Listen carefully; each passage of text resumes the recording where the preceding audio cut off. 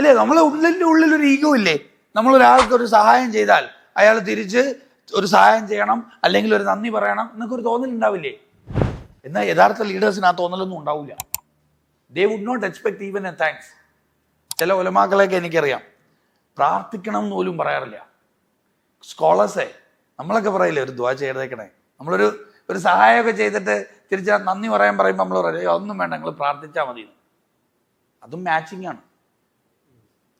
ഞാൻ എന്തോ ചെയ്തു, തിരിച്ച് മാച്ച് ചെയ്യുക. എന്താണ്? എനിക്ക് ദുആ ചെയ്യണം. ഞാനൊരു ഉപകാരം ചെയ്തില്ലേ, അത് തിരിച്ച് നിങ്ങൾ നന്ദിയൊന്നും പറയണ്ട, ദുആ ചെയ്താൽ മതി. അതെന്താ? ഐ ആം ട്രൈങ് ടു, ഞാൻ മാച്ച് ചെയ്യുക, കണ്ടീഷൻ വെക്കുക. ചില സ്കോളേഴ്സ് കേട്ടോ, എല്ലാവരും അല്ല കേട്ടോ, ചില സ്കോളേഴ്സ് പറയുന്നത് അതുപോലും എനിക്ക് വേണ്ട. കാരണം എന്താ? ഞാൻ അവിടെ കാണിക്കാൻ ചെയ്തേ, ഞാൻ എൻ്റെ പടച്ചവന് വേണ്ടി ചെയ്തേ.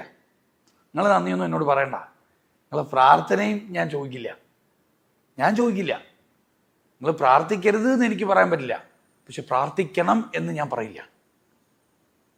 നിങ്ങൾ പ്രാർത്ഥിക്കരുതേ എന്ന് ഞാൻ പറയില്ല, പക്ഷെ നിങ്ങൾ എനിക്ക് പ്രാർത്ഥിക്കണം എന്ന് പറയുമ്പോൾ ഞാൻ കണ്ടീഷൻ വയ്ക്കാം. ഞാൻ ചെയ്തത് നിങ്ങൾക്ക് വേണ്ടിയല്ല, ഞാൻ എൻ്റെ പടച്ചവന് വേണ്ടി ചെയ്തേ.